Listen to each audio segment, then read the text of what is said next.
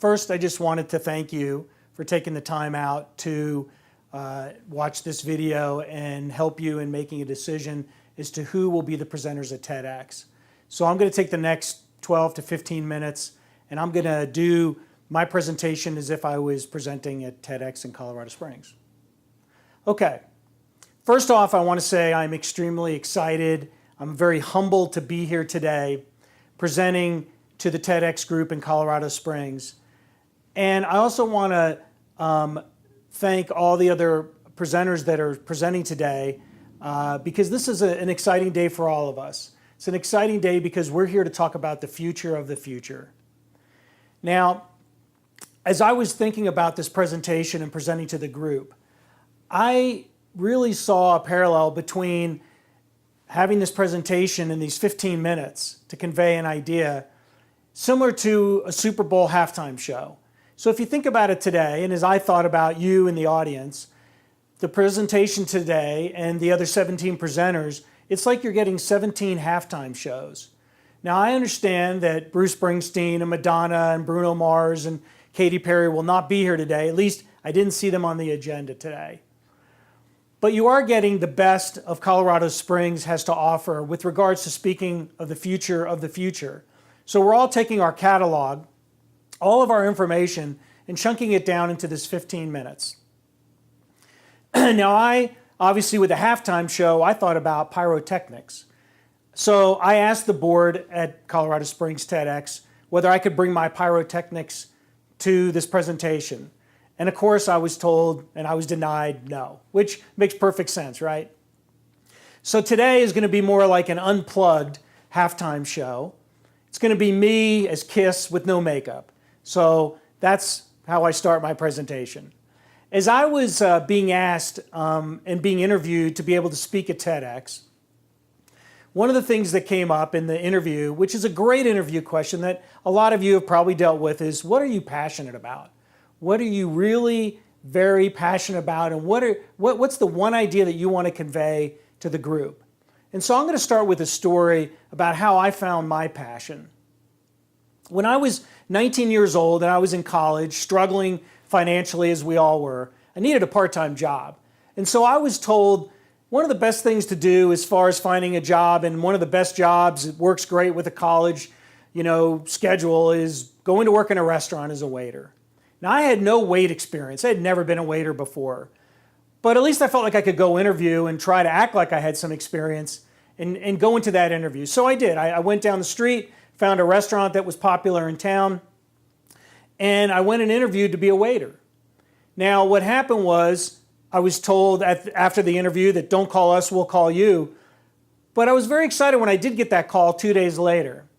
And the manager said, I have some great news. We want to hire you. And the only bad news is we can't hire you as a waiter right now because you don't have experience. So we're going to hire you as a Hobart employee. Now I didn't know what Hobart was, but I was excited because I thought maybe that was a fancy term for waiter's assistant. I had to go be an assistant before I could be a waiter. And so I went into my first day at work. I was all excited. I went in and I was taken, did the little orientation. I then went into the back. I was led into the back. And I was given a black plastic bag, a large trash bag. And I was also shown another employee that was going to show me how to do my job. So the first thing was I had to put on the trash bag. I had to poke my head through the trash bag, poke my arms through the trash bag. I now was ready to work. And I was taken back to the dish room. So what I learned very quickly was that being a Hobart was washing dishes. So I washed dishes, and I washed dishes for a couple months. And then I worked my way up and I became a cook. And I was very excited to be a cook. I loved being a cook. It was a fun time. One of the best jobs I've ever had was being that cook in that restaurant.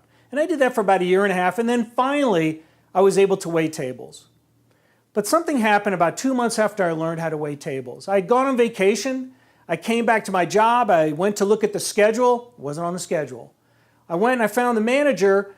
And I was like, why am I not on the schedule? And he said, well, we're going to have to terminate your employment today. I was devastated. I had never been fired before. I wasn't given a reason. I asked why. I wasn't given a reason why I was terminated. I was very upset, cried the whole way home. I haven't cried ever And in my car on the way home, I cried. I was very hurt and upset, embarrassed with my friends that worked there. And I made a pact to myself at that day that I was never going to let that happen to someone else. That if there was a reason or something wasn't going well, there was communication that needed to happen and performance needed to improve, that I wasn't going to allow someone to be treated that way. And so that's where I found my passion that day, is that I made sure that no one would ever be treated like that again, at least under my jurisdiction, if I had any. And so what I did, and it's kind of a funny story after that, I did, graduate college and go on to other jobs, but I ended up becoming the senior vice president of HR for that organization 8 years later. So the very company that terminated me, I got hired back a year and a half later and then became the senior vice president of HR, which in most times is responsible for the communication and termination, unfortunately sometimes, of staff members. But I never wanted anyone to ever be surprised. So that's where I found my passion. Now, 20 years later, in working other HR jobs, I've seen a lot of leaders. I've seen leaders do great things. I've seen leaders fail. I've seen them succeed. I've seen a lot, especially in those 28 years working in human resources. And I took note. And I mean literally, I took notes. I ended up, after 28 years, with 8 books of stories, anecdotes, things that have happened that I saw, things that explained why did this manager do well and why did this leader fail. And I had these journals and I didn't know what to do with them, so I got tired of looking at them eventually. So what I ended up doing was I took all the stories and I put them on note cards. And I took all these note cards and for 2 years I looked at them and I read them and I tried to come up with some meaning of what those note cards really meant. What did I learn in those 28 years of seeing managers and leaders succeed and fail? And as I chunked it down, I was able to really come up with 3 very simple things that I learned about leadership. And the first thing I learned is that successful leaders really understand themselves. They know who they are. They're comfortable in their own skin. They know what they do well. They know what they don't do well. They're comfortable in being able to hire people that someone else's strength is their weakness. They're comfortable with that. So that was the first thing that I noticed. The second thing I noticed is that if you were a leader who really did understand yourself and knew who you were, those leaders tended to have the ability to be masters at building relationships with people. And they did that through very strong interpersonal skills. So the soft side of the business, they were able to succeed because they were masters at being able to build those relationships. And the last thing was that then, if they were able to do those 2 areas well, they then had a much better success rate of being an outstanding leader. And those competencies that you need to be a good leader could be learned and taught. And so those are the 3 things that I saw and I recognized when it comes to leadership. Those 3 areas really drive the success of leaders in its simplest form. Now, I know today we're here to talk about the future of the future. And I'm not Nostradamus. I'm not the Colorado Springs medium. But what I do and what I've noticed is that there is a gap. And a gap that I think leaders of the future need to understand. And that gap needs to be closed, I believe, for leaders to be successful in the future.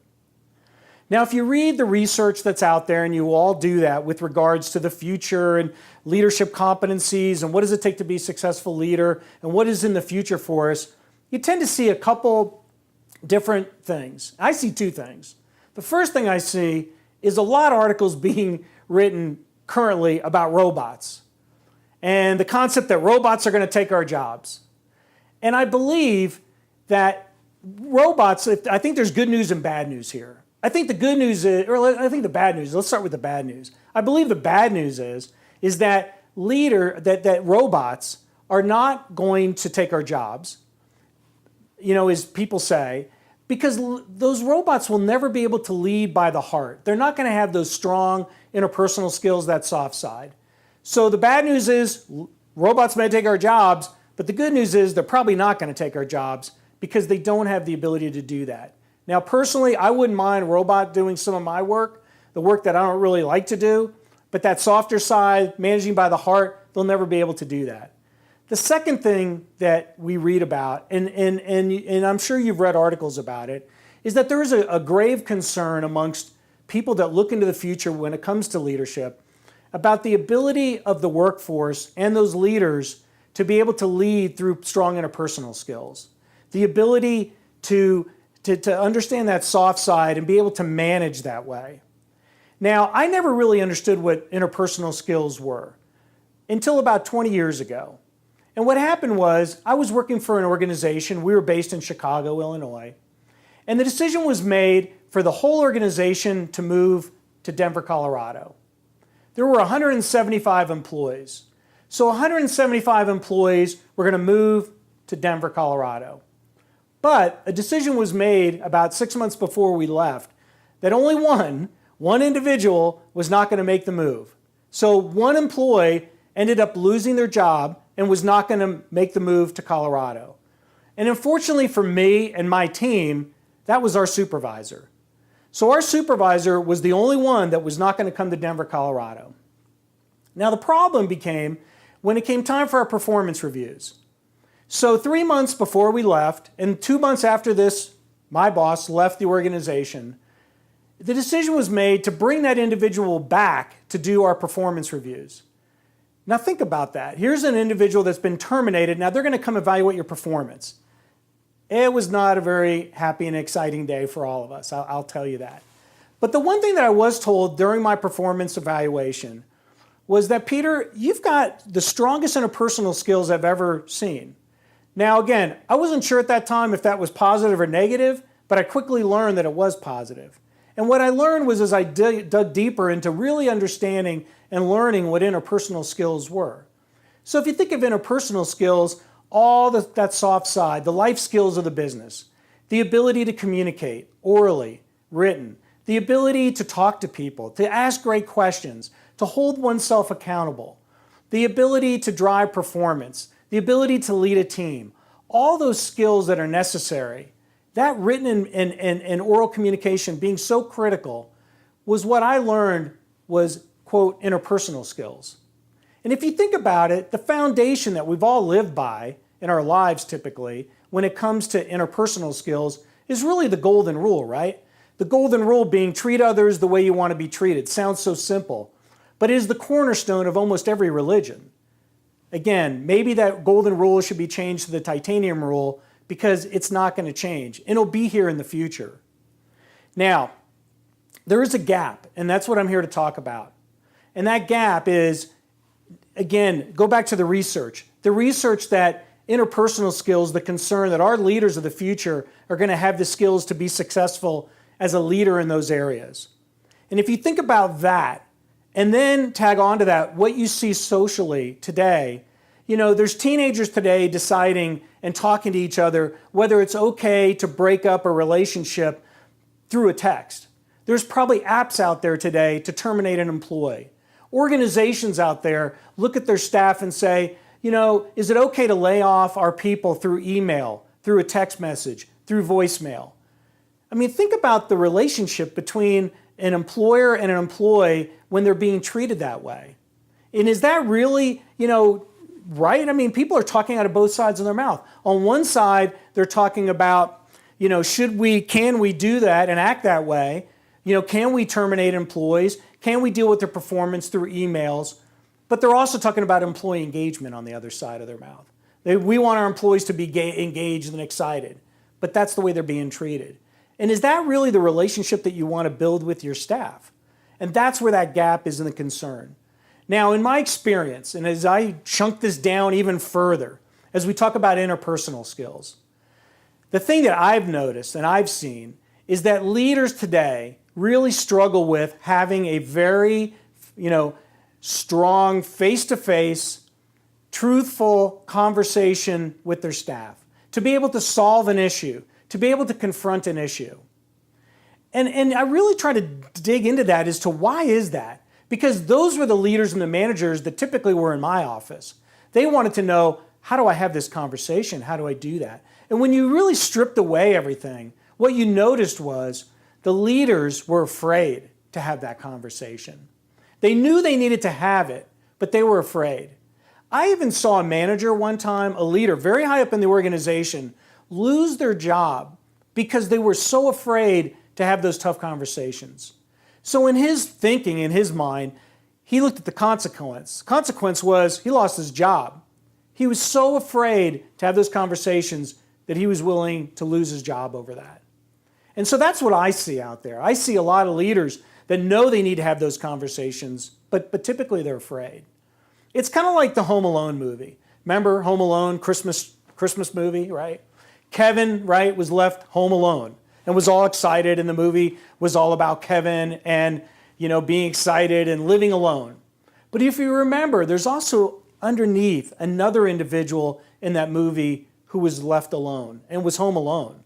That was Old Man Marley, right? Remember, Old Man Marley was the old man that lived next door, that all the kids were afraid of.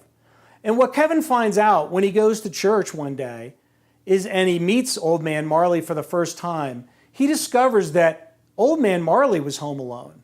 And why was Old Man Marley home alone?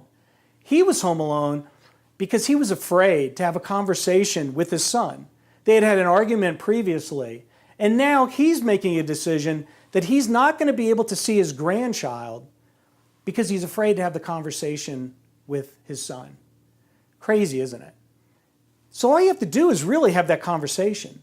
So now here's the gap. Let's go back to the gap again. We have this gap, the gap between research that's telling us leaders are basically struggling, and there's a concern for leaders to be able to have those interpersonal skills. And what we're seeing in the work environment is that individuals are afraid to have that conversation. So there's a gap there. They need interpersonal skills to be successful in the future, but they're afraid to do the right things. So how do we bridge that gap? How do we do that? And I wouldn't be here unless I came to you with a solution. And so if you look at this, the highly successful leaders today, what I call the super leaders, and there's lots of them out there. Super leaders could be Mother Teresa. Super leader could be Nelson Mandela. Super leader could be Martin Luther King, Abraham Lincoln. We could go on about who those super leaders were. In my world, in HR, a super leader could have been the manager working the restaurant down the street in Colorado Springs, working 80 hours a week, but is a super leader with his staff. So if you take a look at those super leaders, what have they done what do they possess to bridge that gap? So there's not a gap there between the ability to have those type conversations. And what I've discovered is that those leaders are humble. Think about it. They know and understand the wisdom of humility. They know what that means. So as you think about those individuals, and maybe leaders in your mind, they're not the biggest, they're not the strongest, they're not the loudest, they're not the wealthiest individuals always, but they're humble. And that humbleness goes a long way. And if you think about it today, being humble and that definition is really changing before our eyes, right? Humble used to be a sign of weakness, a sign of insignificance. But today, being humble is really about getting things done and not having to advertise about it. And think about it. Go back to those leaders I just mentioned. Did they advertise what they've done? No, never did. But boy, were they able to solve issues and resolve issues and to have those face-to-face conversations and strip down? I mean, think about it. What is being humble? Humble is points of light, right? Humble is acts of kindness. Humble is a lot of things, but humble breaks down barriers. Having humility, doesn't humility equal peace, right? Being humble and having humility equals peace. It's the ability to have that tough conversation, to strip down all those things that I'm better than you and I'm here to tell you how to do something. It's two individuals having a conversation and coming to resolution. So that's how I see in the future that gap being closed, is that leaders will possess the ability to be humble and have humility. One of the things that excites me about TEDx is what it represents. It represents knowledge. It represents challenging the status quo. It's about changing behaviors. It's about you coming today, sitting here, listening to different people talk, and challenging you to think a little bit different than you came in here this morning. And so I want to leave you with a challenge, a way for you to practice humility, a way for you to be on the track to being a successful leader in the future. So I want you to take a moment and I want you to think, and I want you to think about a relationship that you have. I want you to think about whether it's a sibling, it's a parent, a grandparent, a friend, a coworker. And I want you to think about an individual where that relationship is strained. Not a good relationship. There needs to be a conversation. And you probably in your mind right now know who that individual is. And if you think about it and you really ask yourself, why have I not had that conversation? Most likely it's because you're afraid, right? You're afraid to have you're afraid to have that conversation. You're afraid of what the consequences could be of that conversation. But go back to Kevin in Home Alone. When he's talking to old man Marley, what does he say? He says, why are you afraid? What can happen? You're never going to know what could happen unless you have that conversation. So today, I'm going to challenge you that when you leave here today, or you go into work on Monday morning, that you challenge yourself to go have that conversation, to practice a little humility and to bring yourself to have that conversation. Okay, well, my halftime show's over. I want to thank you for your time, and I hope you enjoy the rest of the day.